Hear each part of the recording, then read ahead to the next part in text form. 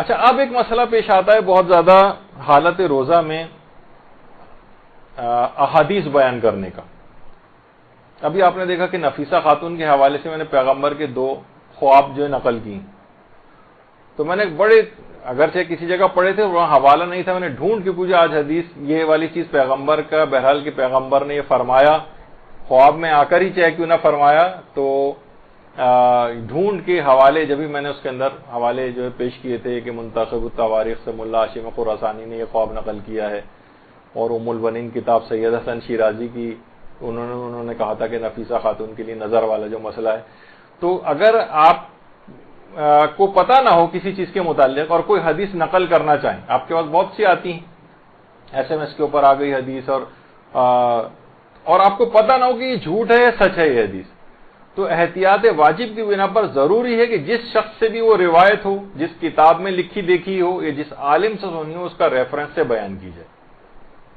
ہاں، اگر کسی کو بالکل 100% پتا ہے کہ حدیث بالکل صحیح ہے، ایسے ہی پائی جاتی ہے، تو کوئی ریفرنس وغیرہ دینا ضروری نہیں. مثلا حدیث من کنت مولا فہذا علی مولا والی حدیث آپ کو علمی طور پر صحیح طریقے سے پتا ہے، اس میں کوئی حوالہ اور ریفرنس نہ بھی دیں تو حرج نہیں، روزہ صحیح ہے.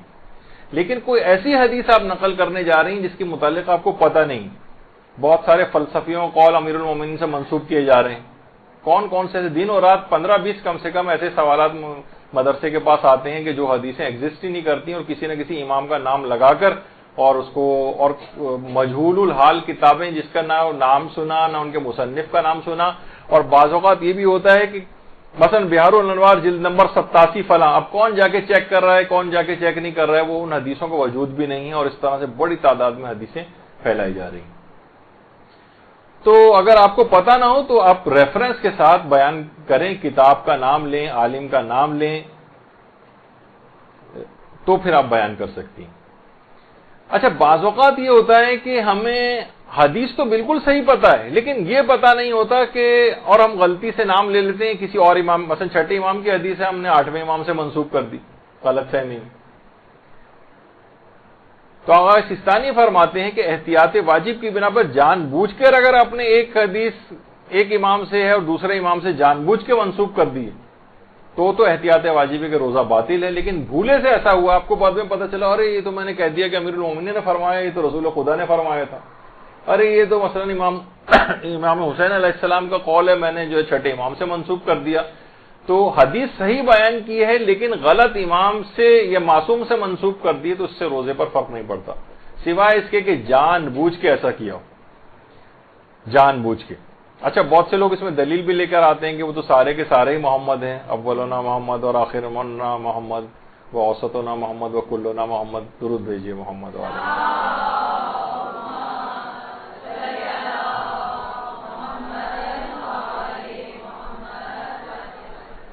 تو بھولے سے ایسا ہو جائے تو روزے پر فرق نہیں پڑتا ہے، جان بوجھ کے ایسا نہیں ہونا چاہیے. اچھا، کبھی یہ ہوتا ہے کہ حدیث صحیح بیان کی ہے، معصوم بھی صحیح بیان کی ہے لیکن راوی غلط بیان کر دیا. زرارہ سے بیان کرنا تھا اور مثلا آپ نے محمد ابن مسلم سے روایت بیان کر دی، مفضل ابن عمر کی روایت تھی اور مثلا علی ابن یقطین کا نام لے لیا. یعنی کوئی بھی راوی کے نام میں اگر گڑبڑ ہو جائے جبکہ حدیث صحیح بیان کی ہے، اس سے بھی روزے پر فرق نہیں پڑتا. البتہ یعنی احتیاط کرنی چاہیے. احتیاط، ایک عالم تھے کہ انہوں نے آیت اللہ بہجت سے آ کر کہا کہ میں رمضان کے دنوں میں درس نہیں دیتا ہوں، رات میں درس دیتا ہوں. انہوں نے کہا کیوں، اس کی کیا وجہ ہے؟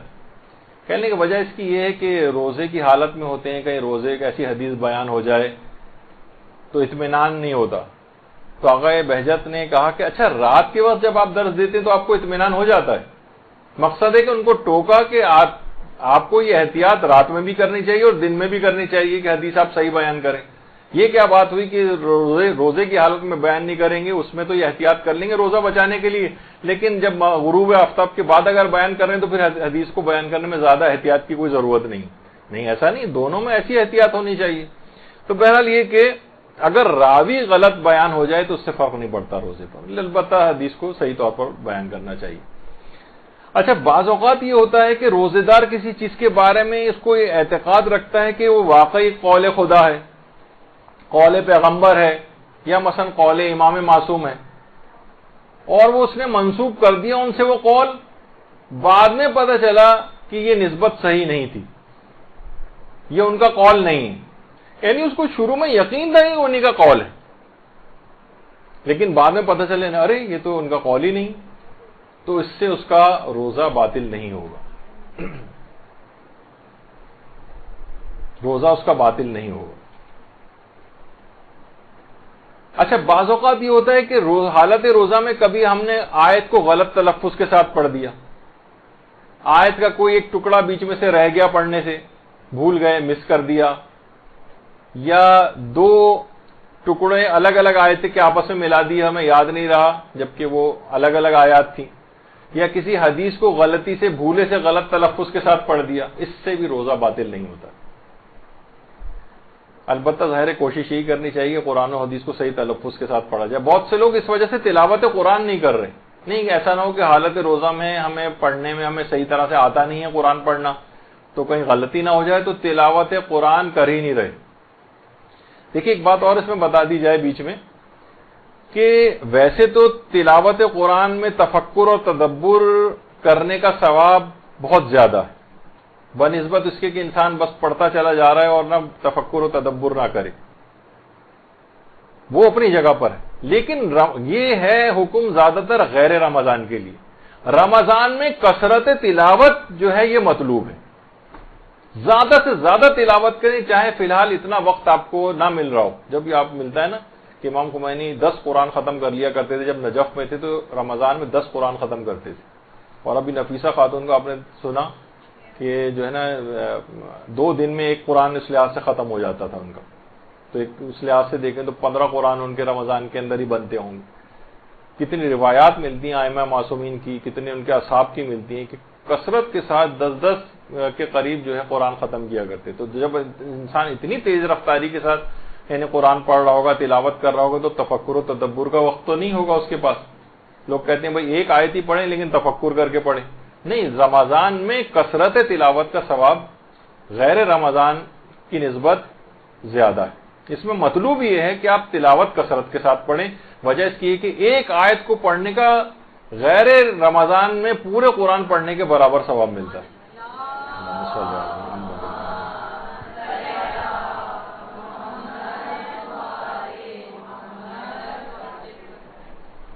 تو بہرحال لوگ اس وجہ سے تلفظ ہمارا صحیح نہیں ہے تو ہم تلاوت قرآن ہی نہیں کر رہے ہیں پورے مہینے، ایک بہت بڑی، چاہے کچھ غلطیوں کے ساتھ ہو تلفظ کی، لیکن تلاوت قرآن کوشش کریں کہ جلد سے جلد، ویسے بڑی محرومی ہے۔